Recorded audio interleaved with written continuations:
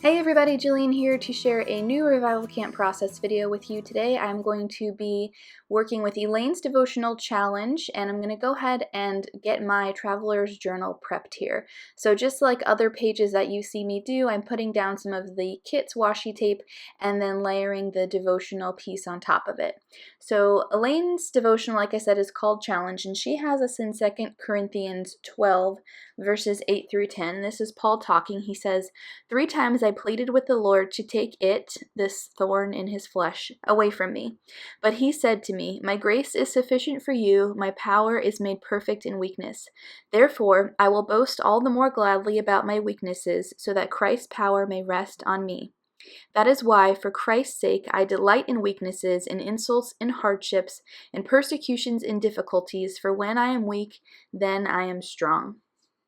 In her devotional, Elaine talks about being in a valley and these well-meaning people who are standing on luscious green peaks next to us offer these platitudes to make us feel better, and like she says, they probably are well-meaning, but they just don't seem to be what we need or even want to hear in the moment. Her devotional is wonderful, and I would encourage you guys to check it out for yourself.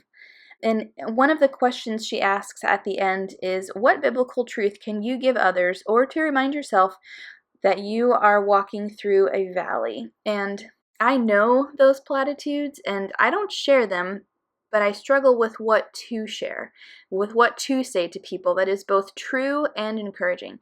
So oftentimes I end up not saying anything at all. It's really just paralysis of analysis, and which is not exactly helpful, right? So I'm so thankful for her devotional, and my journaling today comes from the time I spent answering her third question. So again, I'm using the layered badge stamps similarly to how I've used them in the past, so nothing really new to see here. I've really wanted to stay consistent with the entries that I'm doing in this traveler's journal, so I just stamped a couple color options on some scrap cardstock here, and I'm fussy cutting them out, and I'll use those almost as if they were a die cut on my page. So I decided to use some acrylic paint for today's entry, totally inspired by the paint card that Shanna included in the trail mix with the kit. I also wanted to use these mustards and pinks, and I'm going to bring in a pop of green here to coordinate with the color of the washi tape that's included with the kit, and then also with the badge for this session. I've pulled some Target Handmade Modern acrylic paints, and I'm going to start by mixing the Goldenrod color with some brown craft paint that I have from the local craft store, and I'm just going to mix those on my palette here to get this like mustard shade that you see on the paint card. So you can see it's a pretty good match there. So I'm going to leave that to the side and then get to some other colors. So I've pulled out a couple pink options, one pink craft paint, the colors Shell and Coral from the Target paints, and then for my pop of green I'm going to use the Seaweed color also from Target. Now, because I'm using paint pots, I used a palette knife to get a little bit of the paint out of the pot and onto my card here. I wanted to keep it pretty messy, and I'm going to plan on covering the entire page with the paint here and almost have it look like a painting peeking out behind the rest of my entry. So I'm going to start just by layering one color on top of the other. I am not going for perfection, just a really messy abstract look, and I'm not even going to dry each color in between applying it. I'm okay with the mix together a little bit. This is so fun and messy, and you might be thinking, wow, this looks absolutely terrible, Jillian. What were you thinking? Just bear with me. Next, I'm going to use a lighter pink. It's easiest to apply tube from a paint onto the edge of the card. You can see I just put a small dot on the edge and then am scraping it down on the page in different directions. And in between colors, I'm just using a baby wipe to remove any excess paint from the card. Next, I'm going to go in with some white acrylic paint. This is from the Illustrated Faith collection of Pebeo paints, and this really helps brighten it up. And then lastly, I'm going to go in with the seaweed color and apply it directly with my brush. I don't want a ton of it on here, just a little pop, and so that's why I decided to use the brush instead of applying it with the card like the other colors. I'm going to go in with a bit more white. I want to brighten it up a little more.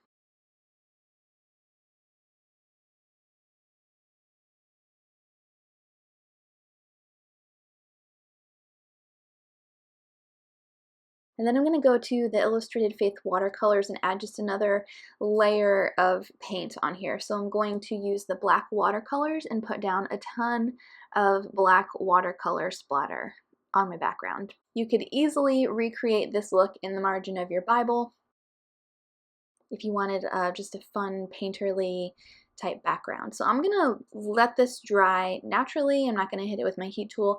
I'm going to go ahead and put it to the side while I work on something else. So this is nearly dry, and I'm so pleased with how it came out. My original plan was to use these acetate butterflies on my page, but I felt like they would just get lost in this background, so I'm going to save them for another entry. And in the meantime, I'm going to look through the gratitude documented tip-ins here. I'm just showing you that the back side of all of the tip-ins are plain cardstock, different colors of plain cardstock, and I thought it would be fun to use the tip-ins as a place for my journaling, since if I were to write directly on the paint, I might gunk up my pen, and then I'm also pretty much going to lose my handwriting in the background. So I'm just flipping through here to see if there's another piece I may want to use. They're just great journaling spots in here that you can cut up. You don't have to use them as they're intended in to fill up the entire margin of your Bible as a tip-in. I also thought it would be fun to maybe fussy cut these leaves out and put my journaling on there, but I think I have a little more to say than will fit in that space. So I'm going to go ahead and take these two guys and perform a little surgery here. I'm going to cut them up and layer them behind this white lined piece here and use that as my journaling spot. The colors are just a great match for what I've already used today. I wanted to give it a bit more texture, so I decided to tear the top and bottom edges of this green piece. And now I'm going to just not second guess things and start taping things together with my tape runner, but as I started to assemble it, I couldn't remember how I had it originally, and I'm going to end up moving it around until I get it to where I like it. Does that ever happen to you guys? You just forget? Alright, so once that is pretty much how I think I want it, I'm just going to go ahead and tape that down and start layering. I'm going to put the badge on top of here. I decided to use one of these rainbow grid labels from the Print and Pray shop. I had been using them on a lot of previous pages and remembered that I wanted to include them again here. And then I'm going to pull a few things out from this die cut sheet. It's very easy to just go ahead and punch these shapes out. So I'm pulling things that are similar colors to what is already on my page here. I really don't want to introduce any more colors than what I already have here. So I'm just going to layer these guys around my cluster here at the bottom. So back to answering this question that Elaine asks us: what biblical truth can you give others or to remind yourself that are walking through a valley? I think it's so helpful to remember and important to remember in the midst of difficult times how useful our trials and these challenges can be. There's one Encourage author, Jen Schmidt, who shared in a Bible study I recently did, where she reminds us there is nothing that happens in this world by mere chance. God knows every detail in our lives, and in His sovereignty, He has a reason for the difficult times. She says He is always working to make us more like Him.